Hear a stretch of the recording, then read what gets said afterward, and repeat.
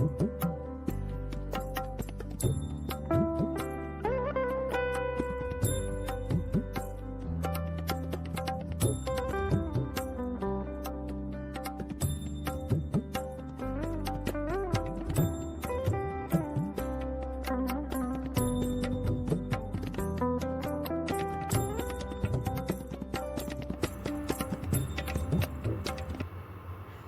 সকাল বন্ধুরা, কেমন আছো সবাই?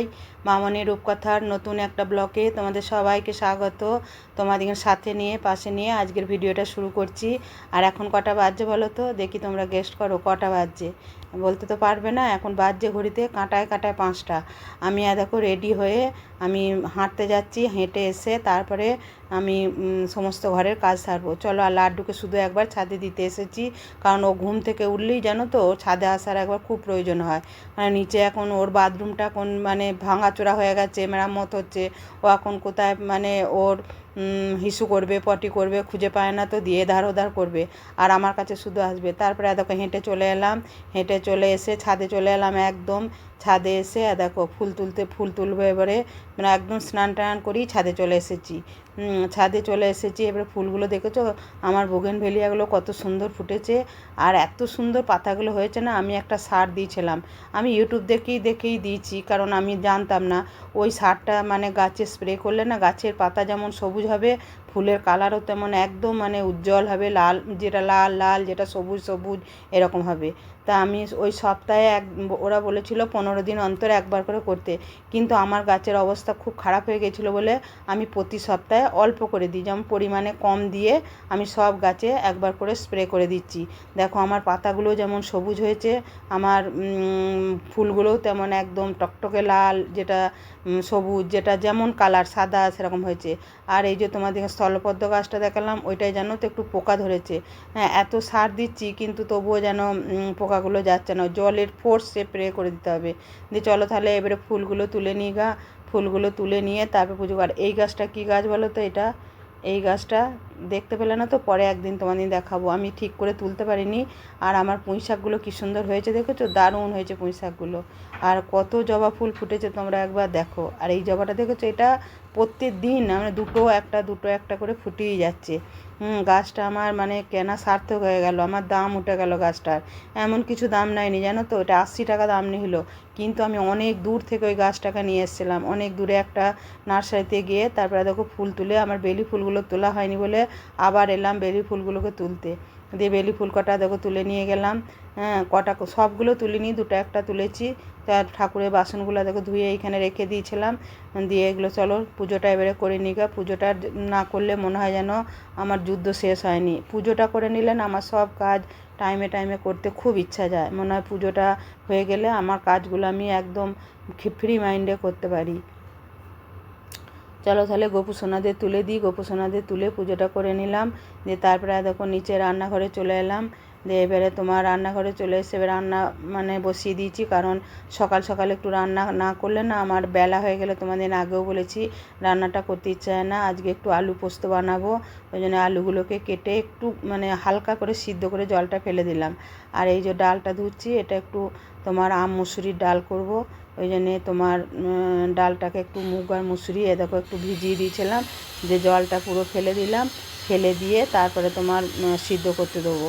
আর এত মানে ডালে তোমার বেরোয় না, ওটা না ভালো করে ধুয়ে দিলে না মানে ডালটা বসাবার পরই না খুব ফেনা হয়। আর দেখেছো তো ঘরে কাজ হচ্ছে বলে মেশিনের মিস্ত্রির কত আওয়াজ, হ্যাঁ প্রচণ্ড আওয়াজ। হ্যাঁ, কিছু করার নাই, আমাকে এইভাবেই ভিডিও করতে হবে, কারণ সন্ধ্যের দিকে আমি ভিডিও করতে পারছি না, অনেক কাজ থাকে। ঘরে মিস্ত্রি লাগলে তোমরা তো জানো যে ঘর দুয়ার বাগাতে পরিষ্কার করতে কতটা সময় লেগে যায়। হ্যাঁ, এখন একটু রেস্ট পেয়েছি দুপুরবেলা, ভিডিওটা বসে আমি এডিটিং করতে শুরু করেছি। দেখছো জলটা একদম গরম হয়ে গেছে, একটু বিন্দু বিন্দু হয়েছে। দিয়ে ডালটা ধুয়ে দিয়ে দিচ্ছি। আর একটু মুসুরির ডাল করব তো, আমার আবার পাতলা পাতলা ভালো লাগে না, আমার মনে একটু বেশ মানে একটু মোটা হবে, তাহলে ডালটা খেতে বেশ ভালো হবে। একটু মুগ ডালও দিয়েছি, দেখেছো তো, শুধু মুসুর ডাল দিইনি, মুগ ডাল আছে। আর ধারে দেখো পোস্তটা বেটে নিয়েছি। এই পোস্তটা এক হাতে ক্যামেরা ধরে আছি তো ওই জন্য এক হাতে করে দিচ্ছি, যতটা হয় এক হাতে করে দিই। তারপরে তোমাদের অফ ক্যামেরা গোটা মানে মিক্সির বাটিটা ধুয়ে দিয়ে দেবো। আর পোস্তটা একটু ঝুরো ঝুরো করবো, ওই জন্য জলটা বেশি দেবো না। ঝুরো ঝুরো পোস্তর সাথে ডাল দিয়ে খেতে ভীষণ ভালো লাগে। আমি এই সংসারটাকে ভালোবাসি বলে যে নিজের প্রতি অবহেলা করি তা কিন্তু নয়। আমি সংসারটাকে যেমন ভালোবেসে সব কিছু করি, আমি নিজেকেও তেমনি তার 4 গুণ বেশি ভালোবাসি, জানো তো। নিজেকে যদি আমি ভালোবাসতে না পারি তাহলে আমি সংসারকে কী করে ভালোবাসবো বলো? সবের পিছনে তোমাদেরকে সেদিন বলেছিলাম যে একটা করে লজিক থাকে, তেমনি সব কিছুর পিছনে একটা লজিক আছে, জানো তো। আর আমরা দেখো এই শ্যাম্পুটা ব্যবহার করি, বড় মেয়ে এরকম বড় জার একটা কিনে নিয়ে আসে, দিয়ে এই যে ছোটো জারে জারে সব ঢেলে দেয়, ও একটা নেয় আর আমি আর আমার হাজব্যান্ড একটাই নিই, কারণ আমার 2টো বাথরুমে 2টো বোতল থাকে।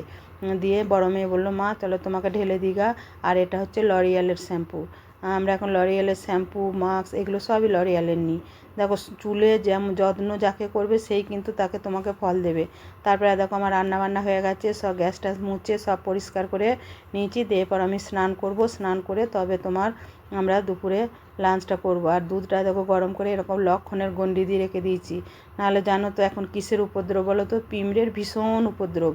এত পিঁমড়ে না, একবার যদি দুধটা তুমি ওরম করে রেখে দাও না, না লক্ষণের গণ্ডি দিয়ে, পিঁমড়ে একদম থুকথুক করে যাবে গোটা, মানে দুধের ওই কড়াইটাতে পিঁমড়ে, এত পিঁমড়ে ধরবে না তুমি তাকে আর ইয়ে করতে হবে না। আর দেখো আলমারিটা এখানে রেখেছি, আলমারিটা বাইরেই পড়ে আছে। আর আমার মানি প্লান্ট গাছগুলো দেখেছো কত সুন্দর হয়েছে। আমি এরকম মানে আমার আর্টিফিশিয়াল ফুল দিয়ে না ঘর সাজাতে ভালো লাগে না। আমার মনে হয় একদম অরিজিনাল পাতা ফুল ফল এইসব দিয়ে ঘর সাজাতে বেশি ভালো লাগে। আমি ওই জন্য চারিদিকে মানি প্লান্ট গাছ দিয়েছি। হ্যাঁ, দেখবে আরও কিছু গাছ, আমার কাজ হয়ে যাক। এই যে মিস্ত্রিরা খেতে গিয়েছিলো, এইমাত্র এলো। আর লেবার দুটো ঘরে ফ্যান চালিয়ে ঘুমাচ্ছে। আমি তাই হেড মিস্ত্রিকে বললাম, তোমার মিস্ত্রিরা দেখো ঘরে ফ্যান চালিয়ে ঘুমাচ্ছে। আসলে তৈরি ঘরে মানে কাজ হচ্ছে তো, ফ্যান আছে, কি করবে, এত গরম দিয়ে ওরা আমরা ফ্যান চালিয়ে। দেখো এই ঘরটা কিছুটা কাজ হয়েছে, এই ঘরটাও কিছুটা কাজ হয়েছে, সব দেখেছো কী অবস্থা আমার হয়ে আছে। পুরো ফিনিশিং হোক তারপরে তোমাদেরকে সব দেখাবো। তারপরে দেখো বিকালবেলায় চলে এসেছি ছাদে, যে গাছগুলো তো আমার অপেক্ষায় হা করে বসে আছে যে কখন আসবে, কখন আমাদেরকে একটু শান্ত করবে, কখন আমাদের এই গায়ের জ্বালাটা মিটুবে। ওরা আমার অপেক্ষায় বসে থাকে, জানো তো। যে চলো তাহলে গাছগুলোকে আমি একদম ঝেড়ে চান করিয়ে জল দিয়ে আমি একদম, তবে আমার শান্তি। আমার গাছগুলোকে যখন বিকালে এসে দেখি, সকালে জল দিয়ে যাই কিন্তু বিকালে এসে যখন দেখি গাছগুলো একদম নুয়ে পড়েছে না, তখন আমার খুব কষ্ট। তোমরা তো দেখলে সকালে গাছগুলো কী সুন্দর ফ্রেশ ছিল, আর এখন দেখেছো গাছগুলো কেমন হয়ে গেছে। আমি একদম ডুবিয়ে এদিকে জল দিচ্ছি। আর এখন তোমার বাজে 5টা বাজে, সকাল ভোর 5টাতে এসেছিলাম, আবার বৈকাল 5টাতেও এলাম। আর এই যে দাঁতের জন্য তোমাদের বলেছিলাম ডাক্তার দেখাতে গিয়েছিলাম, আমার তো দাঁতের গোড়ায় ইনফেকশন হয়ে গেছে, ওই জন্য ডাক্তার আমাকে ইঞ্জেকশান নিতে বলেছে, ওষুধও দিয়েছে। আমার পাড়ারই এক দাদা, ওর ল্যাব আছে, ও আমাকে ইঞ্জেকশান দিতে এসে ওর সঙ্গে এসে গল্প। আর আমি ইঞ্জেকশান নিতে ভীষণ ভয় পাই, জানো তো। তাই মানে ইঞ্জেকশানটা দিচ্ছে তাই ওর সঙ্গে গল্প করছি। একটা ছুঁচ ফোটাতে এত ভয় পাচ্ছি, আর যখন মরে যাব তখন বাঁশের বেরি দেবে, তখন কি হবে। এই আজকেই প্রথম স্টার্ট হলো। তারপরে দেখো আমার বড় মেয়ে বেড়াতে যাচ্ছে, ওরা সিকিম যাচ্ছে। ওরা বেরিয়ে পড়েছে, ওদের রাত 10টায় ট্রেন। আমার রায় আর ওর মা যাচ্ছে। ভীষণ মনটা খারাপ লাগছে আমার, কিন্তু আমি যখন ঘুরে এসেছি ওরাও মন খারাপ করে বসেছিল, ওদেরও তো চেঞ্জের দরকার বলো। ওই জন্য ওর মা আর ও যাচ্ছে, ওর বাপু ওদিকে চাপাতে যাচ্ছে। ওর মা আবার এতকে এই ট্রলিটা কিনলো, কারণ আমার বড় ট্রলিটা অনেক বড় বলে নিল না, আবার ছোট ট্রলিটাও হচ্ছে না, যেহেতু ওরা 2 মা মেয়ে যাচ্ছে।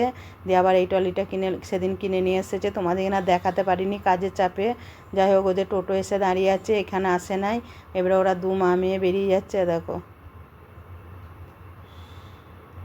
অন্ধকার, দেখেছো কীরকম অন্ধকার। এখন মানে বাজছে তোমার 8:30। ওই যে হাজব্যান্ড আগে আগে যাচ্ছে আর মেয়ে পিছুতে যাচ্ছে, এবার আয়ও বেরিয়ে যাবে। দেখো বড় মেয়ে এইমাত্র বেরিয়ে গেল, ওরা বেড়াতে গেল, ওরা সিকিম গেল।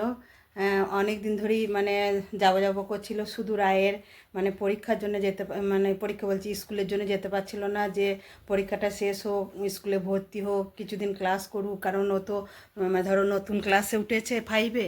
সেই জন্য ওর মা বললো যে ও কয়েকদিন দিয়ে 2 সপ্তাহ মতো স্কুল করলো, করে ওরা সিকিম বেড়াতে গেল। আর ঘর একদম আমার খাঁকা হচ্ছে, আর বড় মেয়ের ঘরেই বসে আছে। এটা বড় মেয়ের ঘর, তোমাদের আগেও দেখিয়েছি যে এটা বড় মেয়ের ঘর। দেখো বিছানা মাঝে সব পরিষ্কার পরিচ্ছন্ন করে রেখে দিয়ে চলে গেছে। আমার ভীষণ মনটা রায়ের জন্য খারাপ করছে। আর আমার লাড্ডু দেখবে এক কোণে চুপ করে শুয়ে আছে। এই দেখো, ও শুধু খুঁজছে যে ওর দিদিভাই কোথায় গেল, ওর রায় কোথায় গেল, এইসব খুঁজছে।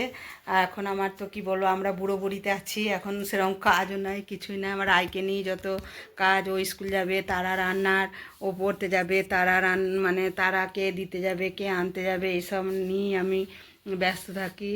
আর মানুষ ঘরে না থাকলে দেখো ঘর একদম শুনশান, ঘর একদম খাঁ খাঁ করছে, ভীষণ ভীষণ মনটা খারাপ করছে। যাই হোক, ওরা 1 সপ্তাহ মতো গেছে, ওরা চলে আসবে। আমাকে তো সবসময় ভিডিও কল করে বলেছে দেখাবো, মা তুমি চিন্তা করো না। আমার রাইসন আমাকে বলছে, মা তুমি চিন্তা করো না, আমি তোমাকে সব সময় ভিডিও কল করে দেখাবো কোথায় যাচ্ছি, কিভাবে ঘুরছি। ওরা এখনও ট্রেনে চাপে নাই, ওদের 10টা কতই ট্রেন। এখানে টোটো এসেছিলো, দিয়ে ওর বাপি চাপিয়ে দিয়ে এলো, ওদিকে গিয়ে ট্রেনে তুলে দিয়ে এলো। যাই হোক, আর কি করব, সবাইকে তো একবার করে মাইন্ডটা ফ্রেশ করার জন্য বাইরে যেতে হবে বলো। আমার তো মনে হয় যে বছরে অন্তত একবার সবাই বাইরে একটু ঘুরে আসুক, নাহলে মাইন্ডটাও ফ্রেশ হয় না, মন শরীর কিছুই ভালো থাকে না। আমার এটাই মনে হয়। আমার তো এখনই মনে হচ্ছে বেড়াতে যাই। আমি বলছি আমাকে বেশি কিছু দেখাস না, আমারও দেখবি বেড়াতে যেতে ইচ্ছা হয়ে যাবে, তোরা বরঞ্চ ঘুরে আয়, ছবি তুলে নিয়ে আসবি, তারপরে দেখবো। যাই হোক, আমি এবারে রুটি করব হাজব্যান্ডের জন্যে, তরকারি করা আছে, আর ওদিকে পরোটা আর আলু ভাজা করে দিলাম, ওরা ট্রেনে খাবে। যাই হোক, চলো তাহলে আজকের ভিডিওটা এই পর্যন্তই, দেখা হবে নেক্সট একটা ব্লগে। তোমরা ভালো থাকবে, সুস্থ থাকবে, আবার পরের দিন নতুন একটা ভিডিও নিয়ে তোমাদের কাছে আসছি। Tata, good night.